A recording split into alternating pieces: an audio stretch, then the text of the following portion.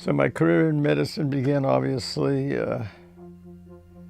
many, many years ago. I'm sort of old at this point.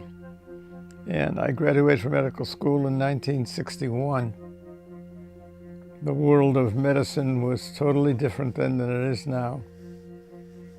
I was in the third class, graduating class of Albert Einstein College of Medicine in New York City, Bronx, New York. Graduated from medical school. I obtained an internship at Kings County Hospital in Brooklyn. Our training at the medical school was not particularly great from a clinical point of view, but the internship at Kings County was really terrific. It actually converted me from a medical degree to a young doctor. The interesting thing about Kings County was as follows, because it influenced my choice of career later on, was that in 1961, there was not a lot of interest in what's called medical chest disorders, diseases. Most of the interest was in tuberculosis. So during my 1 year at Kings County, I took some elective time in a tuberculosis building that they had, ward that they had at the hospital. It was 6, 7, 8 floors of patients with tuberculosis.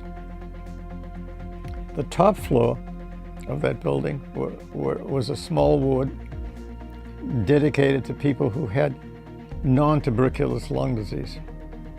And it was fascinating to see that transition, because within a few years, the whole shift in lung disease shifted from taking care of people with tuberculosis to emphasizing the care of patients with non-tuberculous conventional medical disorders of the chest.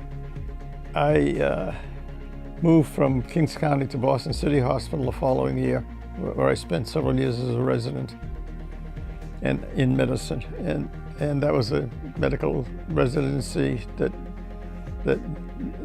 had no particular stress on lung diseases. But I befriended some people who were in the pulmonary lung disease medical section of the hospital. And when I finished my training as a resident, I took a fellowship in lung disease there, the lung station at Boston City Hospital, which I did for 2 or 3 years.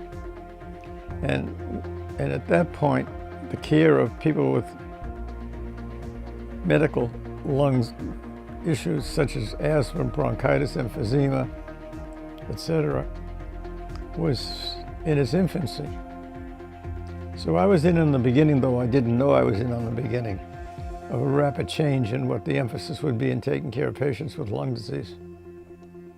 There were no formal mechanisms for doing studies or interventions on such patients.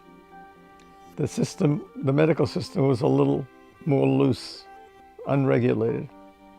In any event, I developed some methods for putting such patients to sleep and putting a tube in their lungs and putting them on a primitive ventilator, which was called an IPPB machine, which is an intermittent positive pressure device. And I did this on a few patients on my own. I go to one of my mentors and told him what I did, and he said, "You did what? You did what?" I said, "Yeah." I said, and they're doing all right. So it led to a study which I think became sort of very important in the evolution of managing such patients, because it's a common problem for people with lung disease to have a superimposed acute problem that lasts only a short while but needs support for a period of time, such as an infection, clear their secretions, support their breathing, and then get them off the breathing machine for them to continue with whatever, their usual lifestyle. So that was a big turning point for me, and I think it was a somewhat important point in the history of the management of patients with lung disease. So I was at Boston City Hospital in that capacity for about 5, 6, 7 years. And I eventually became the associate chief of medicine on one of the medical departments at the hospital. The chief of the department was a man named Harold Jagers. He was fairly well known. And one day he came to me and he said, I'm moving to Worcester where they're developing a new medical school. Why don't you come and set up a pulmonary service there? Because there was very limited, outside of the city of Boston in 1970s, say, there was very limited pulmonary capabilities, such as advanced pulmonary testing, lung testing, and treatment interventions. He recruited me to become chief of pulmonary there.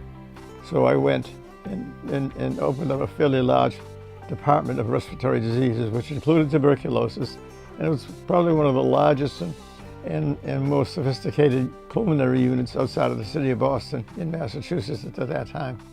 Of course, since then, things have changed a lot. When I retired, I remember very vividly walking out the door of my home one night, looking up at the sky and saying, what's all that about? And since I was very close by to Wellesley College, which had a very nice, very advanced astronomy department, I spent the next 10 or 12 years immersed in studying astronomy and astrophysics. So the astronomy sort of culminated in my years of professional interest and what have you, and I turned to other things after leaving the astronomy department at Wellesley College. Became interested in writing poetry and doing photography with converting digital photographs to what I call impressionistic paintings. And I've had 4 or 5 exhibits of that work, and I continue to do that and write poetry in my more recent years. But the thing that always intrigued me about medicine was that once you're a physician, you assume an interesting and an important responsibility. Very few people are given that responsibility in life. The need to be a human being who cares about other people and put your life behind their needs so that humans in distress can rely on you, that you're doing the very best that your judgment and experience will allow. And that's the critical lesson of my life, to be there for people who are in serious problems, who need your help. There is nothing more distressing to many people, patients, people, human beings, than being unable to breathe. The sensation of shortness of breath, otherwise known as dyspnea, is obnoxious. It's terrible. People have a hard time existing under those conditions. So I was very fortunate that I made that career choice. I had bad days, I had good days. Was I perfect? No. Was I imperfect? Of course. Did I try? Very hard. And I have a lot of patients that still stay in touch with me because the personal relationship I developed with my patients, I think, was useful for me as a human being. The question is how I would like to be remembered. We're frail. We're all frail. We do the best we can